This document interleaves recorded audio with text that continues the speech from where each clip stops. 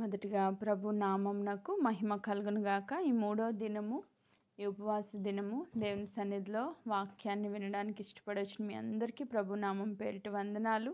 ఈ దినమునికే ఏర్పాటు చేయబడిన లేఖన భాగము రెండవ రాజుల గ్రంథము 5వ అధ్యాయము 1 నుంచి ఇంచుమించు 15 వచనాలు మనం ధ్యానం చేసుకోబోతా ఉన్నాం. మీ అందరికీ సుపరిచితమైన లేఖన భాగమే అని అనుకుంటున్నాను. రెండవ రాజుల గ్రంథం 5వ అధ్యాయంలో ముఖ్యంగా నయమాను అనే వ్యక్తి గురించి ఈరోజు మనం ధ్యానం చేయబోతా ఉన్నాం. తన జీవితంలో ఒక గొప్ప మార్పు, తన జీవితంలో ఒక గొప్ప అద్భుతాన్ని ఎలా జరిగించిందో ఈరోజు మనము ధ్యానం చేయబోతా ఉన్నాం. బైబిల్స్ని వాళ్ళందరూ కలిసి నాతో కలిసి మీరు కూడా చదవండి. రెండవ రాజుల గ్రంథం 5వ అధ్యాయం 1 వచనాన్ని నేను చదువుతా ఉన్నా. సిరియా రాజు సైన్యాధిపతి అయిన నయమానను ఒకడుండెను. అతని చేత యెహోవాయే సిరియా దేశమునకు జయము కలుగజేసి ఉండెను గనుక అతడు తన యజమానుని దృష్టికి ఘనుడై దయ పొందినవాడాయెను. అతడు మహాపరాక్రమశాలి అయి ఉండెను కానీ అతడు కుష్ఠిరోగి.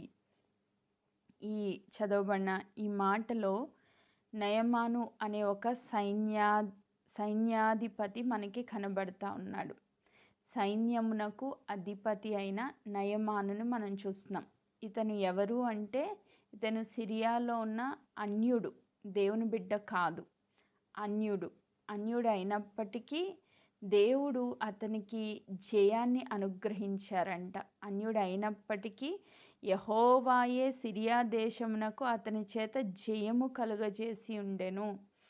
ఒక్కొక్కసారి దేవుడు అన్యులకు కూడా సహాయపడుతూ ఉంటారు. ఎందుకంటే అన్యులైనా దేవుని బిడ్డలైనా ఈ లోకంలో ఉన్న ప్రజలందరూ కూడా దేవునికి లోబడి దేవుని సార్వభౌమ అధికారంలో ఉన్న వ్యక్తులే. ఆమేన్. రాజుల్ని అధికారులను నియమించడం, వారికి విజయాలు ఇవ్వడం అన్నీ దేవుని చేతిలోనే ఉన్నాయి. కాబట్టి ఈ అన్యుడైన నయమానుకు దేవుడు గొప్ప జయాన్ని దయచేశారంట. తద్వారా అతడు చాలా ఘనుడుగా తన యజమానిని దృష్టిలో అంటే రాజు దృష్టిలో ఒక ఘనుడుగా మార్చబడినట్లుగా దయ పొందిన వాడుగా మనం చూస్తూ ఉన్నాం. అంటే నయమాను క్వాలిటీస్ ఏంటో అని మనం చూస్తే ఆయన ఒక సైన్యాధిపతి అంటే ఒక మంచి పొజిషన్లో ఉన్నాడు. నెక్స్ట్ అతడు గొప్ప జయాన్ని చూసిన వ్యక్తి. నెక్స్ట్ అతను ఒక ఘనుడు, అతడు ఒక దయ పొందిన వ్యక్తి, అతడు ఒక మహాపరాక్రమశాలి. 5 క్వాలిటీస్ మనకి కనబడతా ఉన్నాయి నయమాన్లో. ఒక సైన్యాధిపతి, ఒక జయం పొందిన వ్యక్తి, ఒక ఘనుడు, ఒక దయ పొందిన వ్యక్తి, ఒక మహాపరాక్రమశాలి. సో అన్ని క్వాలిటీస్ కలిగిన వ్యక్తిగా నయమాన్ని మనం ఇక్కడ చూస్తున్నాం. అయితే ఒక ప్రాబ్లం కూడా ఆయనకి ఉంది అని మనం ఇక్కడ గమనించవచ్చు. ఏంటి ఆ ప్రాబ్లము అని మనం చూస్తే ఇన్ని గొప్ప క్వాలిటీస్ ఆయనకు ఉన్నప్పటికీ ఆయన ఒక కుష్ఠి రోగి. ఒక హెల్త్ ఇష్యూతో ఆయన బాధపడుతూ ఉన్నాడంట. ఒక కుష్ఠి రోగముతో ఆయన సఫర్ అవుతూ ఉన్నాడు. కుష్ఠి రోగి అంటే కుష్ఠి రోగం గురించి చాలా విషయాలు మనకి ఆల్రెడీ తెలిసే ఉంటాయి. శరీరంలో భయంకరమైన బాధ, శరీరంలో భయంకరమైన నొప్పి, భయంకరమైన అనారోగ్యపు కాడిని అతను మోస్తూ ఉన్నాడు. స్కిన్ అంతా భయంకరమైన ఆ పొడలు కలిగి కుష్ఠితో చాలా బాధపడుతున్న స్థితిలో అతను ఉన్నాడు. బయట చూస్తే చాలా గొప్ప ఘనుడు, మహాపరాక్రమశాలి, కానీ తన శరీరంలో మాత్రం ఒక ముళ్ళుగా ఈ కుష్ఠి రోగం కనబడతా ఉంది. సో శరీరంలో ఒక బలహీనత కలిగిన వ్యక్తిగా ఉన్నాడు. బయటికి ఎంతో గొప్ప విజయాలు సాధించినప్పటికీ తన శరీరంలో ఉన్న అనారోగ్యానికి ఎక్కడా స్వస్థత దొరకక బాధను అనుభవిస్తున్న వ్యక్తిగానే మనం ఇక్కడ నయమాన్ని చూడవచ్చు. అయితే 2వ వచనాన్ని చదువుతున్నాను. సిరియన్లు గుంపులుగా బయలుదేరి ఇశ్రాయేల్ దేశం మీదకి పోయి ఉండిరి. వారు అచ్చటి నుండి ఒక చిన్నదాన్ని చెరగొని తేగ అది నయమాను భార్యకు పరిచారము చేయుచుండెను. ఒక చిన్న పిల్ల, ఇశ్రాయేలు చిన్నది, ఒక చిన్న పిల్లని తీసుకుని ఒక బానిసగా తీసుకొచ్చారంట. వెళ్ళి వాళ్ళ మీద యుద్ధం చేసుకున్నప్పుడు ఒక చిన్న బిడ్డని తీసుకొచ్చారంట. ఆ బిడ్డను ఎక్కడికి పంపించారు? నయమాన్ ఇంట్లో తన భార్యకు పరిచారం చేయడానికి, అంటే ఒక పనిగత్తెలాగా చిన్న బిడ్డని పెట్టారు. ఒక హెల్పర్‌గా ఉందన్నమాట ఒక చిన్న పిల్ల. ఆ పిల్ల ఏం చెప్పిందంట 3వ వచనంలో, అది షోమ్రోనులో ఉన్న ప్రవక్త దగ్గర నా ఏలినవాడు ఉండవలనని నేనెంతో కోరుచున్నాను. అతడు నా ఏలినవానికి కలిగిన కుష్ఠరోగమును బాగు చేయనని తన యజమానురాలితో అనెను. ఒక చిన్న బిడ్డ, ఇశ్రాయేలు చిన్నది, ఇశ్రాయేలులో ఒక గొప్ప ప్రవక్త ఉన్నాడు అని మొదటిగా చిన్న బిడ్డ తెలుసుకుంది. ఏమని తెలుసుకుంది? ఒక గొప్ప ప్రవక్త ఉన్నాడు. కుష్ఠరోగాన్ని బాగు చేయడం ఎవ్వరి తరం కాదు కదా, నార్మల్గా అయితే ఎవ్వరి తరం కాదు. కానీ ఇశ్రాయేల్లో ఉన్న చిన్న బిడ్డ తెలుసుకున్న విషయం ఏంటంటే, ఒక గొప్ప ప్రవక్త ఇశ్రాయేల్లో ఉన్నాడు, ఆయన దగ్గరికి వెళ్తే నా యజమానునికి స్వస్థత కలుగుతుంది అని తన యజమానురాలికి చెప్పిందంట. ఇప్పుడు ఆ బిడ్డకి ఎంత విశ్వాసము ఉంటే ఈ మాట చెప్తుంది? ఫస్ట్ ఖచ్చితంగా స్వస్థత పొందుకుంటాడు నా యజమానుడు, ఎందుకంటే ఆయన చాలా పెద్ద పొజిషన్లో ఉన్నాడు, ఒక సైన్యాధిపతి. సో ఏదైనా తేడా వచ్చిందంటే ఆ బిడ్డకి చాలా ప్రమాదం కదా. ఫేక్ న్యూస్ చెప్తే కనుక మరి రాజ్యాలు దాటి వెళ్ళాలి కాబట్టి, ఒక ఫేక్ న్యూస్, ఒక అబద్ధాన్ని కనుక అమ్మాయి చెప్తే తన ప్రాణానికే ప్రమాదం వచ్చే పరిస్థితి. అలాగని అక్కడికి వెళ్ళిన తర్వాత ఆయనకి కుష్ఠరోగం బాగవ్వకపోతే అది కూడా ప్రాబ్లమే. అంటే ఎంత విశ్వాసం ఉంటే ఈ మాట చెప్పాలి, ఎంత నమ్మకం ఉంటే ఈ మాట చెప్పాలి. ఆ చిన్న బిడ్డకి ఎంత విశ్వాసం ఉంది అంటే, వెళ్తే ఖచ్చితంగా హీల్ అవుతాడు నా యజమానునికి, అక్కడికి వెళ్తే ఆ ప్రవక్త దగ్గరికి వెళ్తే ఖచ్చితంగా స్వస్థత వస్తుంది అని ఆమె నమ్మి తన యజమానురాలతో ఆ మాట చెప్పిందంట. యజమానురాలతో చెప్పినప్పుడు తన భార్య చెప్పిన మాట నయమాను చాలా శ్రద్ధగా విన్నాడు. ఎవరో పని పిల్ల చెప్తే నేను వినేదేంటి?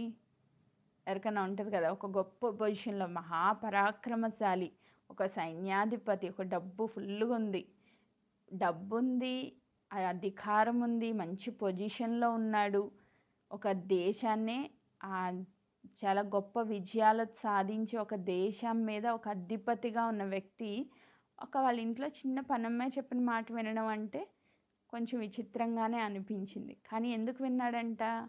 మనం ఒకసారి ఆలోచన చేస్తే ఎందుకు విన్నాడంటే, అప్పటికే ఆయన చాలా ట్రై చేశాడు ఆ కుష్ఠరోగాన్ని వదిలించుకోవడానికి, కానీ ఎక్కడ వర్కౌట్ అవ్వలా. చాలా బాధపడుతూ ఉన్నాడు, చాలా ప్రయత్నాలు చేసి ఉన్నాడు, కానీ ఎక్కడ స్వస్థత అనేది చూడలేదు. బట్ ఈ చిన్నపిల్ల ఎంత కాన్ఫిడెంట్గా చెప్తుందంటే, ఒకసారి ట్రై చేసి చూద్దాం అని ఆయనకి విశ్వాసం కలిగింది. ఎందుకంటే తనకు ఆ రోగం నుంచి స్వస్థత కలగాలి, చాలా బాధపడుతున్నాడు కాబట్టి ఆ స్వస్థత కొరకు విశ్వాసం ఉంచి ఆ చిన్నబిడ్డ చెప్పిన వెంటనే 5వ వచనంలో, సిరియా రాజు 4 నయమాను రాజునద్దకు పోయి ఇశ్రాయేల్ దేశపు చిన్నది చెప్పిన మాటలు అతనికి తెలియజేశాను. రాజుకు చెప్పాడంటే వెళ్ళి, ఇట్లా ఇశ్రాయేల్ ప్రజల మధ్యలో ఒక ప్రవక్త ఉన్నారంట, ఆయన దగ్గరికి వెళ్తే నాకు స్వస్థత వస్తుందంట, మా పనమ్మాయి చెప్పింది అని. సో రాజు కూడా వెంటనే ఓకే చేసి పంపించారు, ఒక లెటర్ రాసి పంపించారు. ఆ లెటర్ పట్టుకొని ఆయన బయలుదేరక ముందు అక్కడున్న రాజు చెప్పిన తర్వాత ఇతను తీసుకున్న గిఫ్ట్స్ చూడండి ఎన్ని పట్టుకుని వెళ్తున్నాడో. అక్కడ రాసి పెట్టిన 5వ వచనం నేను చదువుతున్నాను. సిరియా రాజు, నేను ఇశ్రాయేలు రాజునకు దూతల చేత పత్రికలు పంపించదనని ఆజ్ఞ ఇచ్చాను గనుక అతడు 20 మణుగుల వెండియు 1,20,000 రూపాయల బంగారును 10 దుస్తుల బట్టలను తీసుకొని పోగా, 20 మణుగుల వెండి, 1,20,000 రూపాయల బంగారం. ఇది ఎప్పుడు పూర్వం, ఎప్పుడో పాత నిబంధనలో చదువుతున్నాం. ఎంత ఆస్తి అతనికి ఉంది అంటే, అసలు ఆ స్వస్థత కొరకు ఆయన ఎంత ఆశపడుతున్నాడంటే, ఇక్కడ పట్టుకెళ్ళి ఆ గిఫ్ట్ని చూస్తే మనకు అర్థం అవ్వాలి. వెండి, ఎంత వెండి తీసుకెళ్తున్నాడంట? అతడు 20 మణుగుల వెండియు 1,20,000 రూపాయల బంగారమును 10 దుస్తుల బట్టలు తీసుకొని పోగా. సో ఇంత విలువైన ఆస్తిని, అంటే ఇంత విలువైన డబ్బును, బంగారమును, బట్టలను, వీటన్నింటినీ గిఫ్ట్లుగా తీసుకుని వెళ్తున్నాడు. అంటే ఆయన ఎంత ఆశతో ఖచ్చితంగా ఈ గిఫ్ట్లు చూసైనా నాకు స్వస్థత వస్తుంది, మంచిగా నేను స్వస్థత పొందుకుని రాగలుగుతాను అని కృతజ్ఞత ముందుగానే విశ్వాసంతో బయలుదేరి అవన్నీ పట్టుకుని వెళ్తూ ఉన్నాడంట. లెటర్ పట్టుకుని వెళ్తూ ఉన్నాడంట. 7వ వచనం, ఇశ్రాయేలు రాజు ఈ పత్రికను చదివి వస్త్రములు చింపుకొని చంపుటకు బ్రతించుటకు నేను దేవుడనా, ఒకని కలిగిన కుష్టి రోగమును మాన్పుమని నా యొద్దకు ఇతడు పంపుట ఏమిటి, నాతో కలహ కారణంనకు అతడు ఎట్లు వెతుకుచున్నాడో మీరు ఆలోచించుడనెను.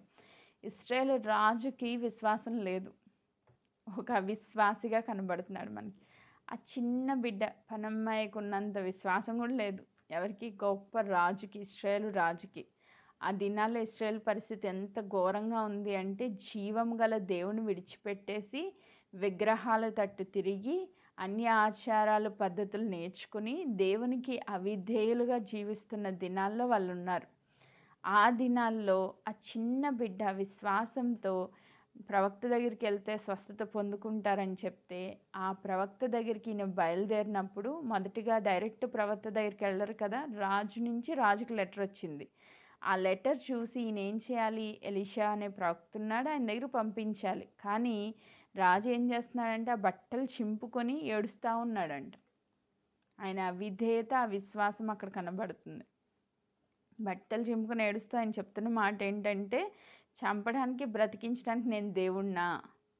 ఎస్, మనుషుల వల్ల ఏమీ కాదు, కానీ దేవుని యొక్క ఆత్మచేత నింపబడిన ఎలీషా అనే ప్రవక్త అక్కడ ఉన్నాడు అని ఈయన గుర్తుపెట్టుకోలేకపోయాడు.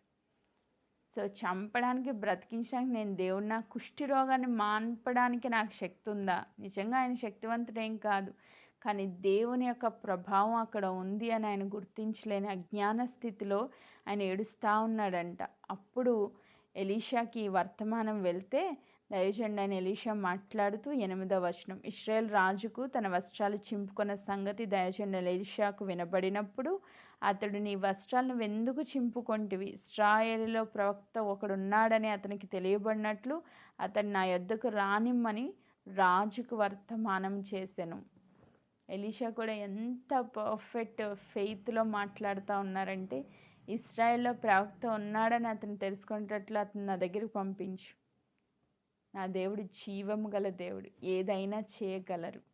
ఇర్మియా గ్రంథంలో ఉంటుంది కదా, నేను సర్వ శరీరులకు దేవుడినై ఉన్నాను, నాకు అసాధ్యమైనది ఏదైనా ఉన్నదా? మనుషులకు అసాధ్యమై ఉండొచ్చు, కానీ దేవునికి అసాధ్యమైనది ఏదీ లేదు. సో దేవుని యొక్క దైవజనుడిగా ఉన్న ఎలీషా చెప్తున్నాడు, నా యొద్దకు పంపించు అని. వెంటనే 9వ వచనం, నయమాను గుర్రములతో రథములతో వచ్చి ఎలీషా ఇంటి ద్వారం ముందర నిలిచిండగా, వచ్చారు మొత్తం పరివారం అంతా తీసుకుని ఎలీషా ద్వారం దాకా వచ్చి అక్కడ నిలుచున్నాడంట.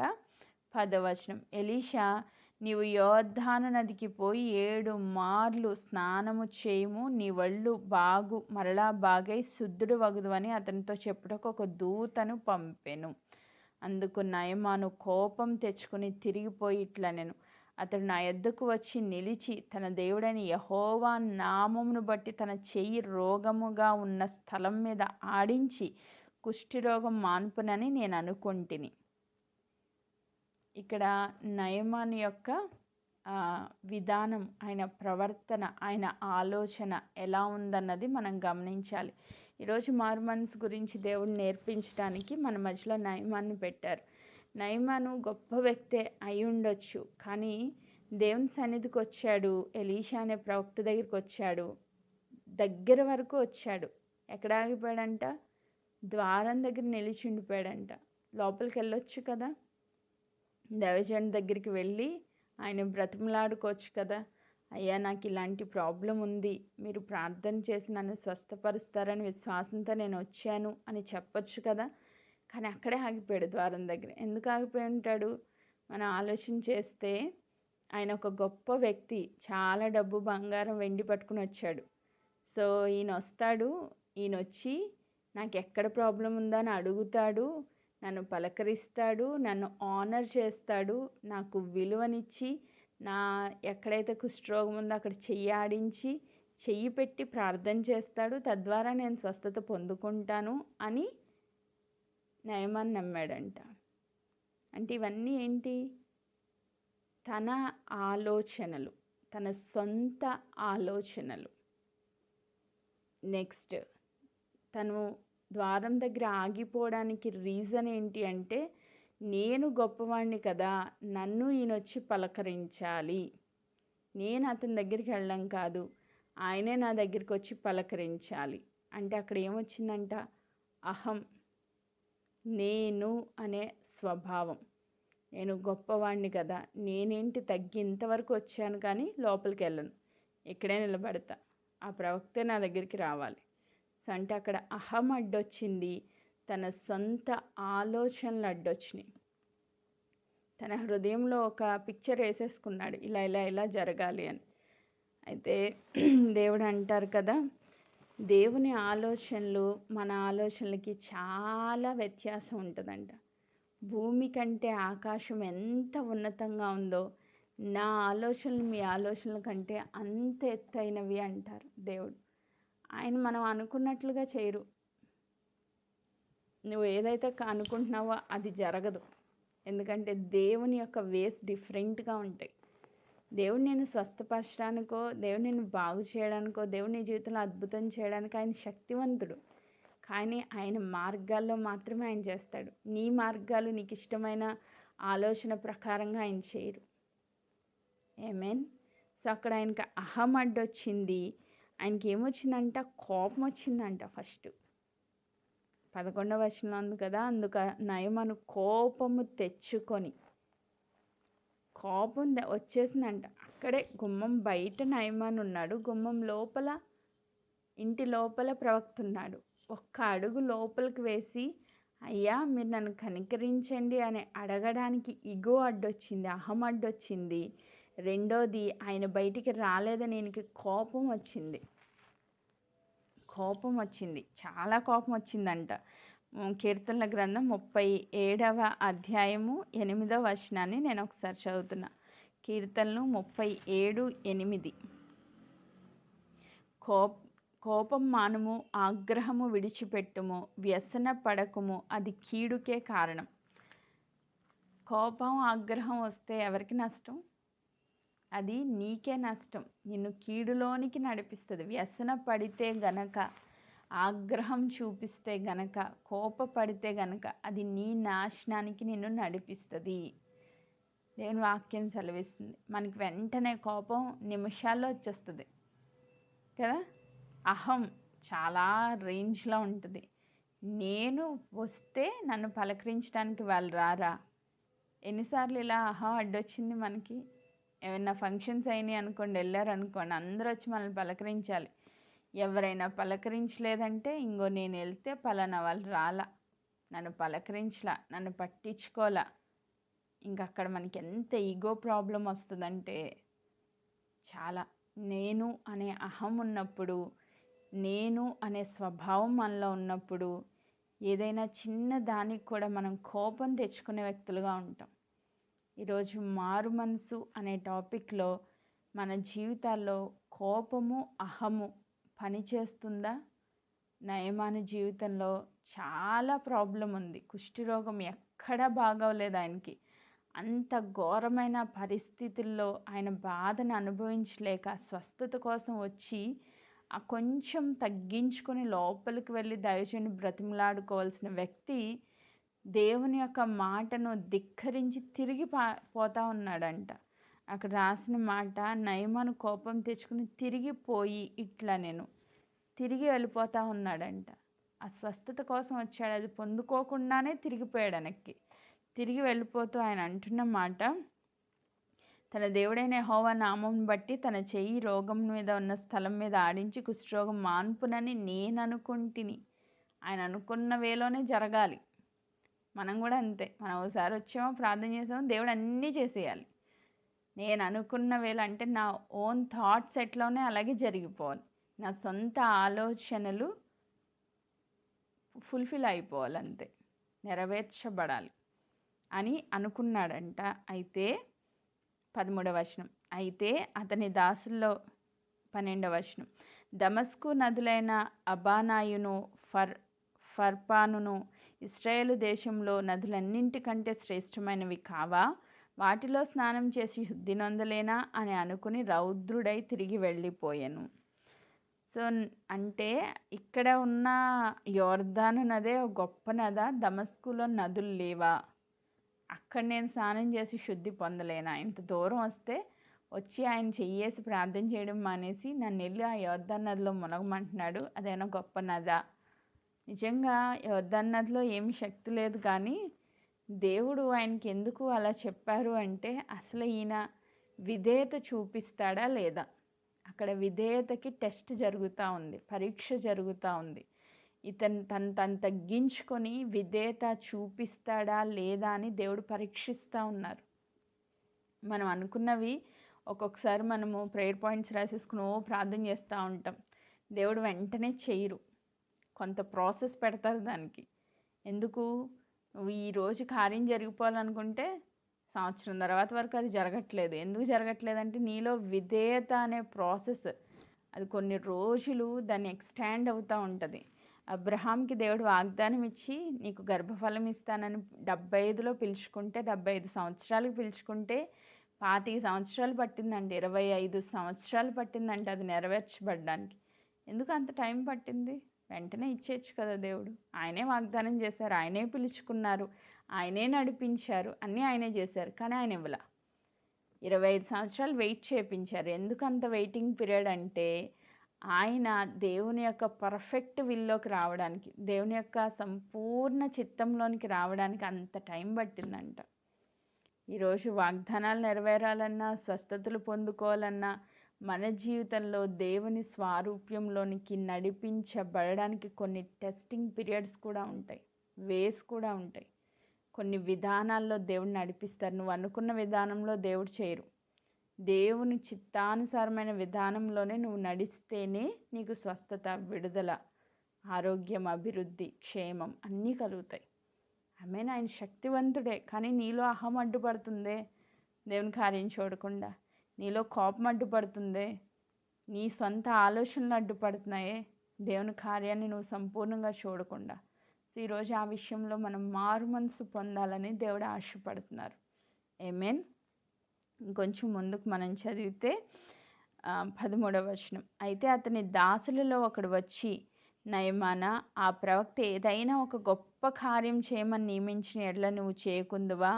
అయితే స్నానం చేసి శుద్ధుడు కమ్మన్న మాట దానికంటే మేలు కాదా అని చెప్పినప్పుడు, నిజంగా దాసుడు చాలా మంచి మాట, ఒక మంచి సలహాదారుడు ఉన్నాడు పక్కన. ఇలాంటి వాళ్ళు ఉండడం మంచిది మనకి. మనం ఒక్కొక్కసారి కోపంతో ఊగిపోతూ ఉంటే మన ఫ్రెండ్స్ చెప్తారు, కామ్ డౌన్ చేసి వాళ్ళు ఒకళ్ళు పక్కన ఉండాలి. ఇంకా రెచ్చగొట్టే బ్యాచ్ ఉంటుంది. ఇంకా మనం ఈ కోపాన్ని రెచ్చగొట్టి, అవునా వాళ్ళు అలా అన్నారా, నువ్వు ఇలా అనాల్సింది అని చెప్పి అనేవాళ్ళు నీకు స్నేహితులుగా ఉంటే నువ్వు ఇంకా సర్వనాశనం అయిపోతావు. లేదులే, కూల్గా ఉండు, కామ్గా ఉండు అని మనల్ని కొంచెం దేవుని తట్టు త్రిప్పే వ్యక్తులు ఉండడం మంచిది. సో ఒక మంచి ఆలోచన చెప్పాడంటే ఈ దాసుడు. ఏమంటున్నాడు? ఏదైనా గొప్ప కార్యం చేయమన్నాడా? ఆ కొండెక్కు, ఆ కార్యం చెయ్యి, నీ హెయిర్ అంతా కట్ చేయించుకో, లేకపోతే ఇది చెయ్యి, యాగం చెయ్యి, అది చెయ్యి, ఏం చెప్పలా. జస్ట్ వెళ్ళి ఆ వాటర్లో 7 times మునుగు, శుద్ధుడిగా అయిపోతావు. చాలా చిన్న పని. ఆయన చెప్పింది పెద్ద ప్రాసెస్ కూడా ఏం లేదు. ఒక గొప్ప కార్యం చేయమంటే నువ్వు చేయవా? జస్ట్ వెళ్ళి స్నానం చేసి శుద్ధుడు కమ్మని చెప్పిన మాట దానికంటే మేలైనది కదా అని చెప్పినప్పుడు అతడు వెళ్తూ ఉన్నాడంట. సరే, ఆ గర్వాన్ని పక్కన పెట్టాడు. చాలా గొప్ప విషయం ఏంటంటే వెంటనే ఆ మాట వినే మనస్తత్వము నయమానికి ఉంది కాబట్టి ఈరోజు ఆ గర్వాన్ని విడిచిపెట్టాడు. కాబట్టే దేవుని కృపను బట్టి ఆయన స్వస్థతలోనికి నడిపించబడ్డాడు. యాకోబు గ్రంథంలో ఉంటుంది కదా, ఒకసారి ఆ మాట చదువుతున్నాను చూడండి. యాకోబు గ్రంథము 4వ అధ్యాయము, యాకోబు గ్రంథం 4వ అధ్యాయము 6వ వచనం. ఆయన ఎక్కువ కృపనిచ్చును, అందుచేత దేవుడు అహంకారులను ఎదిరించి దీనులకు కృప అనుగ్రహించినని లేఖనం చెప్పుచున్నది. ఇప్పుడు ఈయనకి అహంకారము ఉందా లేదా, దీనత్వం ఉందా, అహంకారం ఉందా అని టెస్ట్ దేవుడు పెట్టారు. నువ్వు వెంటనే స్వస్థత ఇచ్చేస్తే ఆయనలో నా గర్వం అహంకారం తగ్గేది కాదు. అయితే నువ్వు వెళ్ళి స్నానం చేసి యొర్దాన్‌లోకి వెళ్ళి 7 సార్లు మునుగు అని చెప్పినప్పుడు ఆయన దీనుడుగా దేవుని మాటకు తల ఉంచితే ఏం పొందుకుంటాడంట? దేవుని యొక్క కృప పొందుకుంటాడు. ఆమేన్. ఈరోజు దేవుని మాటకి తల ఒగ్గితే నువ్వు కూడా దేవుని కృపను పొందుకుంటావు. అందుకే 10వ వచనంలో అంటారు, ప్రభు దృష్టికి మిమ్మల్ని మీరు తగ్గించుకొనుడి, అప్పుడు ఆయన మిమ్మను హెచ్చించును. దేవుని దృష్టిలో ఎలా ఉండాలి? దేవుడు ఏ మాట చెప్తే ఆ మాట వినడానికి తగ్గింపు స్వభావం కలిగి ఉండాలి. దేవుడు ఇలా ఎందుకు చేస్తున్నారు, ఇలా ఎందుకు చెప్తున్నారు, నేను అస్సలు ఎట్టి పరిస్థితుల్లో ఈ మాట వినను అన్న స్వభావం ఉంటే మనము దేవుని దృష్టిలో గర్విష్ఠులుగా కనబడతాం, అహంకారులుగా కనబడతాం. దేవుడు మనల్ని ఎదిరిస్తారంట. అలా కాకుండా దేవుడు చెప్పిన మాట విని మనల్ని మనం తగ్గించుకుంటే దేవుడు మనకి కృపనిస్తారంట, హెచ్చిస్తారంట. ఆమేన్. Praise God. ఈరోజు ఎంతమంది అయితే గర్వంతో ఉన్నారో, అహంకారంతో ఉన్నారో, మీరు ఏ కార్యం దేవుని దృష్టిలో, దేవుని సన్నిధిలో చూడలేరు. దేవుని దృష్టిలో అహంకారులుగా, గర్విష్ఠులుగా ఉన్నవారు ఎవ్వరూ కూడా ఆశీర్వాదాన్ని చూడలేరు. ఈరోజు ఆ విషయంలో మనం మారు మనసు పొందాలని దేవుడు ఆశపడుతున్నారు. అందుకే మార్కు సువార్త 10వ అధ్యాయం 15వ వచనాన్ని కూడా నేను చదువుతున్నాను. 10:15 చిన్న బిడ్డల వలె దేవుని రాజ్యంను అంగీకరింపనివాడు అందులో ఎంత మాత్రము ప్రవేశింపడని మీతో నిశ్చయముగా చెప్పుచున్నాను. చిన్న బిడ్డ ఎలా అయితే మనం చెప్పిన మాట వింటదో అలా వింటేనే దేవుని రాజ్య ప్రవేశం అనేది మనకి కలుగుతుంది. ఈరోజు నయమాన్ జీవితంలో ఒక గొప్ప కార్యం దేవుడు చేయడానికి ఆయన మాట వినడం అనేది చాలా ఇంపార్టెంట్. ఆమేన్. Praise God. ఈరోజు ఆ మాట వినడానికి ఆయన ఇష్టపడినప్పుడు వెంటనే ఆ దాసుని యొక్క మాట విని ఆయన వెళ్ళాడంట. 14వ వచనం, 2వ రాజుల గ్రంథం 5వ అధ్యాయం 14వ వచనం.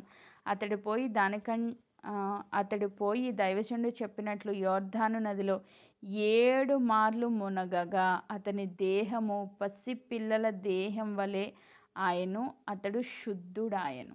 ఆమేన్. పసిపిల్లల దేహంలాగా మార్చబడిందంట. అతడు శుద్ధుడిగా మార్చబడ్డాడు.